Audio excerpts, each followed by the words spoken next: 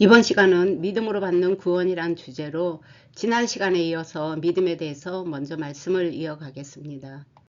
믿음의 특징은 믿음이 단순히 생각이나 느낌이 아니라 행동과 삶의 방향성으로 나타납니다. 그래서 이 행함이 없는 믿음은 죽은 믿음이다 라고 말을 하는 것입니다. 믿음의 의미를 넘어서 신뢰, 충성, 학관, 헌신 등의 개념이 이 믿음이라는 원어 단어에 함께 다 포함이 됩니다. 그래서 관계적 신뢰는 이 신학적 개념이 아닙니다. 하나님과의 관계에 뿌리를 두는 것을 관계적 신뢰라고 말합니다.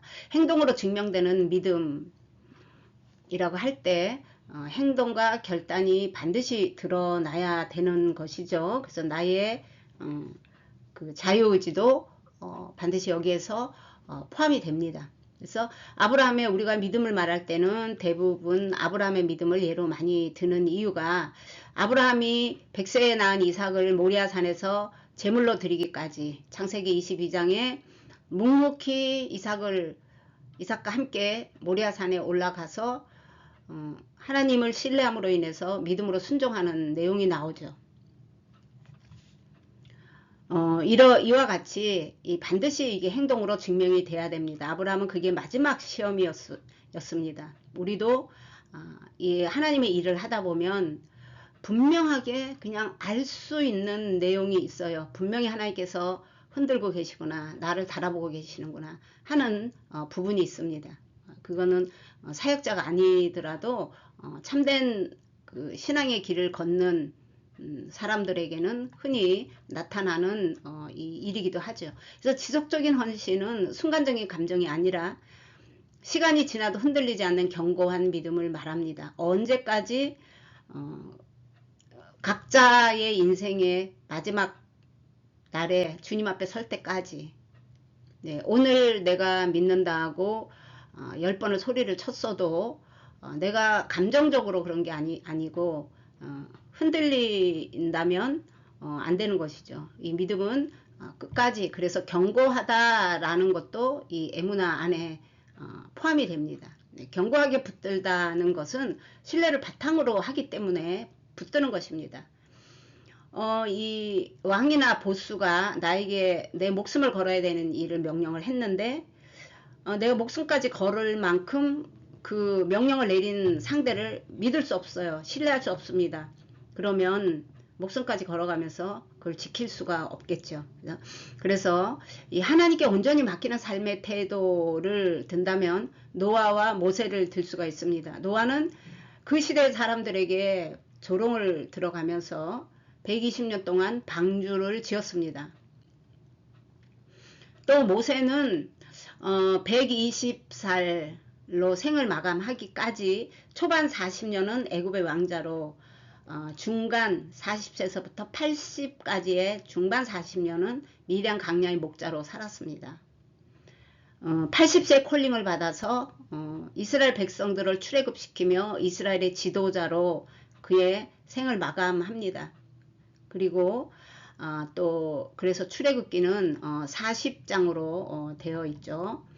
자, 이제 이 원어 에무나 안에는 앞에서도 말씀드렸지만 믿음, 신실함, 성실함, 내려오지 아니함, 견고함 이런 등등의 뜻이 함께 포함이 되어 있다라고 말했어요. 그래서 이 견고하다, 내려오지 아니한다 라는 단어 말에도 이 에무나가 사용되었다. 그래서 이 전쟁에서 모세의 팔이 힘이 들어서 내려올 때 이 아론과 이 훌이 양쪽에서 모세의 팔을 붙잡았습니다. 그래서 내려오지 아니한 그 견고함 이런 거에도 동일한 이 단어가 사용되었다는 것. 그래서 지적인 동의가 그래서 아니고 하나님의 약속과 성품을 신뢰하는 이 관계 안에서 우리가 믿는 그 믿음이 참된 믿음이다라고 할 수가 있는 것입니다. 자, 시편 37편의 5절과 3절과 5절에 보면 여호와를 신뢰하고 선을 행하라. 내 길을 여호와께 맡기라. 그를 의지하면 그가 이루시리라 라고 할 때 이 믿음이 행동으로 반드시 나타나야 되는 것이고 하나님께 맡김으로 이것이 연결되는 그러한 것을 말씀하고 있습니다. 또한 내가 만일 내 입으로 예수를 주로 시인하면 또 하나님께서 그를 죽은 자 가운데서 살리실 것을 내 마음에 믿으면 구원을 얻으리라. 자, 이 믿음은 반드시 구원과 관계가 되어 있습니다. 로마서 10장 9절에 이 말씀은 구원의 본질을 간결하게 요약한 구절이면서 믿음과 고백의 중요성을 강조하고 있는 구절이기도 합니다. 로마서 14장 23절에 보면 의심하고 먹는 자는 정죄되나니 이는 믿음을 따라 하지 아니하였기 때문이라. 믿음을 따라 하지 아니하는 것은 다 죄다라는 말씀이 있습니다. 그래서 믿음을 따라 하지 않는 것이 이 죄가 되는 것입니다. 그러면 이 믿음을 따라 해야 되는 게 무엇이냐라고 할 때 우리가 믿습니다 이런 감정적인 고백이 전혀 아니고요. 이 믿음이라는 것을 다시 한번 보면 믿음, 신실한, 성실하다, 내려오지 아니한다, 견고하다, 헌신, 충성이 포함되었다라고 말하는 것은, 그래서 믿음은 우리의 결단과 고백이 아니라 행함이 반드시 필요한데 그것은 그 믿는 자의 열매가 되는 것입니다. 이게 이제 삶으로, 행동으로 나타나야 되는 거예요. 신실한, 성실한, 견고함이. 그래서 삶으로 하나님과 끝까지 애문화한 사람들이 모세였고 그리고 아브라함이었고 노아였다라고 말씀을 드릴 수가 있습니다. 그래서 그렇게 하지 않는 것은 반드시 죄가 되는 것이고 그분과 하나님과 끝까지 그분과 애문화하며 사는 삶의 여정이 여기에 믿음 안에 그대로 포함이 되는 것입니다. 그래서 여기서 말하는 이런 죄, 믿음을 따라하지 않는 것이 죄라고 할 때 어떤 죄를 말하는 것인지 좀 더 구체적으로 알아보도록 하겠습니다. 어떤 죄를 말하는가 하면 하나님께서 정한 삶의 목적이나 기준에서 벗어난 상태를 죄라고 합니다. 죄 중에서 진짜 죄는 하나님과 단절된 것을 죄라고 말합니다. 성경에서 생명의 근원이 단절된 상태를 죄라고 말합니다. 그래서 육신은 살아서 움직이지만 죽었다라고 말하는 것은 영이 죽어 있는 것을 말하는 거예요. 또 이 죄라는 단어의 어근이 여기서 이제 시작하는데 이것은 하타예요. 죄에는 여러 가지 단어가 있습니다. 자, 이 하타는 간역에서 벗어나다, 목표에서 벗어나다, 빗나가다, 죄를 범하다 라는 뜻을 가지고 있고 로마서 5장 12절에 보면 그러므로 한 사람으로 말미암아 죄가 세상에 들어오고 죄로 말미암아 사망이 왔느니라 라고 말을 합니다. 우리가 여기서 이제 이 죄라고 할 때 주로 이제 아직 복수의 죄를 하지 않아서 조금 얼른 와닿지 않을 수도 있습니다. 이제 다음 시간에 가야 되는데, 자, 죄는요, 여기서 말하는 죄는 단수의 죄입니다. 그래서 이 단수의 죄는 주로 아담이 타락으로 인류에게 들어온 죄의 상태를 말합니다. 이제 이 죄는 원문에서 이 헬라어로는 하말티아이고요. 히브리의 번역에는 하타라고 합니다. 그 다음에 이제 하타트가 있는데 이 하타트도 하타를 어근으로 하고 있습니다. 그래서 제, 속죄제, 속죄, 제물, 뭐 번제, 속건제, 벌, 제약 등등의 성경에서 사용이 되었고요. 이 제가 나중에 구약에서 제사 제도에서 속죄 제물을 의미하기도 했습니다. 그래서 이제 이는 제가 인간과 하나님 사이에서 관계가 깨트려지고 또 로마서 5장 12절에서 말한 것처럼 십자가의 희생을 통해 회복을 암시하고 있는 것입니다. 창세기 4장 7절에 보면 내가 선을 행하면 어찌 낯을 들지 못하겠느냐, 선을 행하지 아니하면 죄가 문에 엎드려 있느니라, 죄가 너를 원하나 너는 죄를 다스릴지니라. 자, 이 죄는, 예, 여기서 말하는 이 죄는 우리가 회개하거나 그런 죄가 아니라고 말씀을 드리는 것입니다. 그래서 죄는 단수로 사용이 되면 인간의 마음을 지배하려는 이 죄의 세력을 상징합니다. 그래서 신이에요. 신스가 아니고. 그래서 자, 아담을 유혹한 죄의 힘을 말하는 거예요. 원래 이 하타는 이제 빗나가다에서 이제 하타, 그다음에 하타트, 그러니까 이제 하타를 어근으로 해서 빗나가다라는 것을 죄로 이제 쓰는 거고, 그래서 이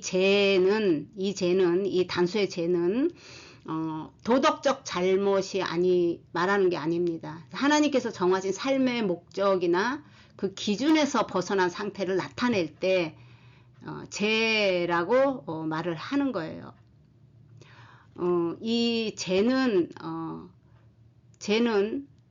죽게 된 상태, 죄라고 합니다. 영이 죽은 상태를 죄인이라고 말하는 게 이 성경에서 말하는 그 죄입니다. 그래서 죄의 이 단성의 의미를 보면 주로 죄의 본질을 나타낼 때 이렇게 써요. 그리고 죄를 인간의 개별적인 행동이나 행위로 보기보다는 인간 안에 있는 죄의 본질적인 상태를 나타낼 때 이 죄 그냥 단수를 씁니다. 죄의 세력 또는 죄의 근본적인 상태를 강조하거나 우리가 우리의 행위나 우리의 어떤 것으로도 해결되지 않는 그 죄를 나타낼 때, 그래서 믿음으로 구원을 받는다 그러는 거예요. 그래서 믿음으로 구원을 말할 때 그 죄를 나타낼 때도 이 단수를 사용합니다. 창세기 4장 7절에서 언급한 이 죄는 그래서 단순히 이 인간의 윤리적 도덕적인 잘못 그 이상의 깊은 의미를 나타내고 담고 있는 죄를 말합니다. 그래서 아람으로 인해서 세상에 들어온 그 원죄를 말한다라고 할 수가 있습니다. 우리가 믿음으로 받는 구원이 이 원죄와 관계가 있고, 그래서 하나님께서 그 예수님을 통해서 그래서 우리의 죄가 그것은 믿음으로 구원을 받도록 되어 있는 거예요. 이게 첫 번째 그리스도인들이 이 기독교로 들어오는 관문과 같은 것입니다. 그래서 문설주의 피를 발랐던 것이고요. 예. 그래서 믿음으로 이것은 하나님의 선물이고 우리의 어땀이 아니라 믿음으로 믿어져야 되는 거예요. 성령님의 도우심으로. 그러나 우리 안에 있는 우리의 자유의지도 우리가 선택을 할 수도 있고 안 할 수도 있습니다. 여기에 대해서 논란이 많지만 이제 좀 더 계속해서 구원이란 주제를 다루면서 앞으로 조금씩 말을 하게 되리라 생각은 합니다. 으로 받는 구원으로 말씀을 정리하려고 합니다. 로마서 5장 14절 그러나 아담으로부터 모세까지 아담의 범죄와 같은 죄를 짓지 아니한 자들에게까지도 사망이 왕노릇하였나니 아담은 오실 자의 모형이라. 이 말씀은 아담으로 인해 죄와 죽음이 세상에 들어왔고 율법으로 주어지기 이전에도 그 영향이 계속되었음을 설명하고 있습니다. 아담이 예수님의 모형임을 암시하면서 결국 예수 그리스도만이 인간의 죄에서 완전한 해방과 자유를 누리게 해줄 수 있는 것이라는 것을 말씀하고 있는 것입니다. 또 에베소서 2장 13절에는 이제는 전에 멀리 있던 너희가 그리스도 예수 안에서 그의 피로 가까워졌느니라. 십자가 사건으로 휘장이 위에서부터 아래로 찢어지면서 우리가 하나님의 자녀가 되었습니다. 그래서 그분을 예배하고 경배하고 찬양하고 하는 모든 것이 이제는 자유롭게 되었습니다. 죄에서 자유함을 얻게 된 것이지요. 참고로 모든 원어 번역본이나 영어 성경에는 신과 신스, 죄와 죄들로 번역이 되어 있고 한글 개역 개정 성경도 한글 개역 개정 성경에는 모두 그냥 죄로 되어 있지만 개역 개정 성경도 영어 성경에는 또 죄와 죄들로 구별을 하고 있습니다.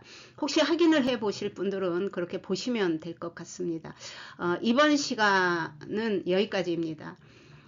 다음 시간에는 단수의 죄와 복수로 사용된 죄들에 대해서 우리가 해결해야 되는 죄가 죄들입니다. 네, 대해서 말씀을 준비해서 또 찾아뵙도록 하겠습니다. 시청해 주셔서 감사합니다.